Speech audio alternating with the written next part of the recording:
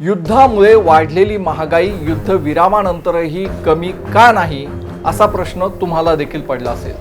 आखाती देशांमध्ये जवळपास गेल्या 40 दिवसांपासून सुरू असलेलं युद्ध आता थांबल्यानंतरही आपल्या भारतात विविध वस्तूंची वाढलेली महागाई ही कमी का होत नाही असा प्रश्न आम्हा सर्वांनाच पडला आहे। युद्ध जरी अद्याप पूर्णपणे थांबलेलं नसलं तरी सध्या सुरू असलेल्या युद्धविरामामुळे जागतिक बाजारात कच्च्या तेलाच्या दरात तब्बल 17% मोठी घसरण झाली आहे। युद्धामुळे वाढलेले कच्च्या तेलाचे दर युद्धविराम होताच झपाट्यानं कोसळण्यास सुरुवात झाली। आंतरराष्ट्रीय बाजारात याचे पडसादही उमटण्यास सुरुवात झाली। परंतु आपल्या भारतात मात्र युद्धाच्या नावाखाली विविध वस्तूंचे वाढलेले दर युद्धविरामानंतरही कमी का होत नाहीत याचं उत्तर जाणून घेण्यासाठी माय महानगरचा हा व्हिडिओ शेवटपर्यंत नक्की पहा। नमस्कार, मी उन्मेष खंडाळे, माय महानगर लाईव्ह मध्ये आपलं स्वागत आहे। अमेरिका, इस्रायल आणि इराण या देशांमध्ये 28 फेब्रुवारी पासून जेव्हा प्रत्यक्ष युद्धाला सुरुवात झाली तेव्हापासून जागतिक बाजारात कच्च्या तेलाच्या किमतीत सातत्यानं वाढ होतीये, हे आपल्या सर्वांनाच माहिती आहे। युद्ध सुरू होताच इराणनं अख्ख्या जगासाठी होर्मुझची सामुद्रधुनी बंद केली आणि जगभरातील अनेक देशांना गॅस सिलेंडर पासून कच्च्या तेलाचा पुरवठा होण्यात अडथळे निर्माण होऊ लागले। पुरवठा कमी होत असल्यानं LPG सिलेंडरचा तुटवडा जाणवण्यास सुरुवात झाली।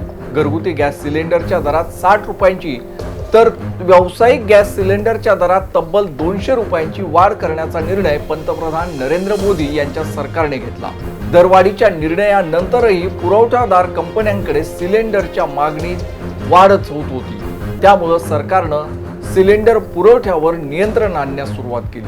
व्यावसायिक LPG सिलेंडरचा पुरवठा तात्पुरता बंद करण्यात आला, तर घरगुती वापरासाठी LPG गॅस सिलेंडर 25 दिवसानंतरच ग्राहकांना देण्याची अट सरकारकडून घालण्यात आली। गॅस सिलेंडर मिळत नसल्यानं गॅस एजन्सी केंद्राबाहेर नागरिकांच्या अक्षरशः लांबच लांब रांगा लागू लागल्या। LPG सिलेंडर मिळत नसल्यानं हॉटेल्स बंद व्हायला लागली। खाण्यापिण्याचे पदार्थ महागण्यास सुरुवात झाली। हॉटेलात बिलांवर तर चक्क LPG गॅस सिलेंडर दरवाढीमुळे अतिरिक्त पैसे देखील आकारण्यात येऊ लागले। माणसांचे खाणेच महागल्यानं वाढत्या महागाईला तर आयते निमंत्रणच मिळाले। एकीकडे सिलेंडर तुटवडा जाणवत असतानाच दुसरीकडे काही खासगी इंधन पुरवठादार कंपन्यांनी पेट्रोल डिझेलच्या दरातही वाढ करण्याचा निर्णय घेतला। नायरा, शेल यासारख्या कंपन्यांनी पेट्रोल डिझेलचे दर वाढवतच वाहतुकीसाठी अधिक पैसे खर्च होत असल्याच्या नावाखाली इतर जीवनावश्यक वस्तूंनीही बाजारात भाव खाण्यास सुरुवात केली आहे। धान्य, तरकारी, फळांमध्ये प्रत्येक गोष्ट महाग होत चालली असल्याचा अनुभव नागरिकांना येऊ लागलाय। ATF म्हणजेच विमान इंधनाचे दर वाढताच विमान प्रवासासाठीही जादा पैसे मोजावे लागतात। हे सर्व पाहता युद्ध आखातात होत असले तरी त्याच्या झळा भारतात मात्र तीव्रतेने बसत असल्याचा कटू अनुभव येण्यास सुरुवात झाली आहे। केवळ भारतातच इंधनाचे दरवाढ झाली असं नाहीये। भारताचा कट्टर शत्रू असणाऱ्या शेजारील देश पाकिस्तानात देखील पेट्रोल आणि डिझेलचे दर प्रति लिटर 500 रुपयांच्या घरात जाऊन पोहोचले। पाकिस्तानात तर लॉकडाऊन सारखी परिस्थिती निर्माण झाली। जवळपास 40 दिवसांच्या अंतरानंतर 8 मार्च रोजी अमेरिका, इस्रायल आणि इराण यांच्यात 2 आठवड्यांची शस्त्रसंधी अर्थात युद्धविरामची घोषणा करण्यात आली। युद्धविरामाची घोषणा होताच जागतिक बाजारात कच्च्या तेलाच्या दरात झपाट्यानं घसरण होण्यास सुरुवात झाली। अवघ्या 2च दिवसात कच्च्या तेलाच्या दरामध्ये तब्बल 17% घसरण नोंदवण्यास सुरुवात करण्यात आली। जोपर्यंत युद्धविराम सुरू राहील तोपर्यंत कच्च्या तेलाच्या दरात आणखी काही घट होण्याचा अंदाज आहे। युद्धाच्या वेळी कच्च्या तेलाचे दर प्रति बॅरल $111 गेले होते, ते सध्या $95 पर्यंत स्थिरावले।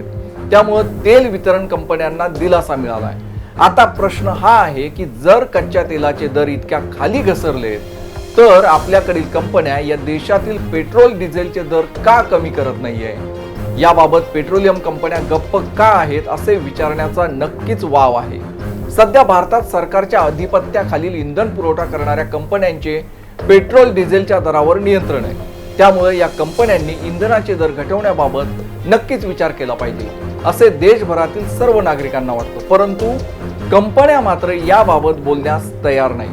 Bharat petroleum, Indian oil, Hindustan petroleum या सरकारी तेल वितरण कंपन्यांनी युद्ध सुरू झाल्यानंतरही देशात इंधनाचे दर वाढलेले नाही।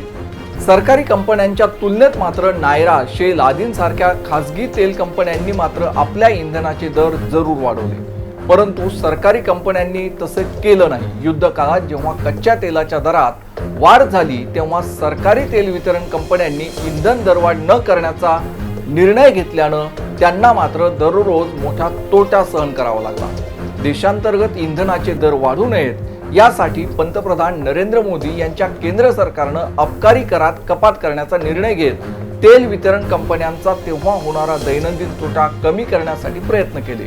अबकारी करात कपात करून देखील तोटा काही पूर्णपणे भरून निघालेला नाही। त्यामुळे सरकारी तेल वितरण कंपन्या आता जागतिक पातळीवर कच्चे तेल स्वस्त झाल्यानंतरही आपला आधीचा तोटा भरून काढण्यासाठी देशात लगेचच काही इंधनाचे दर कमी करण्यास तयार नाहीत।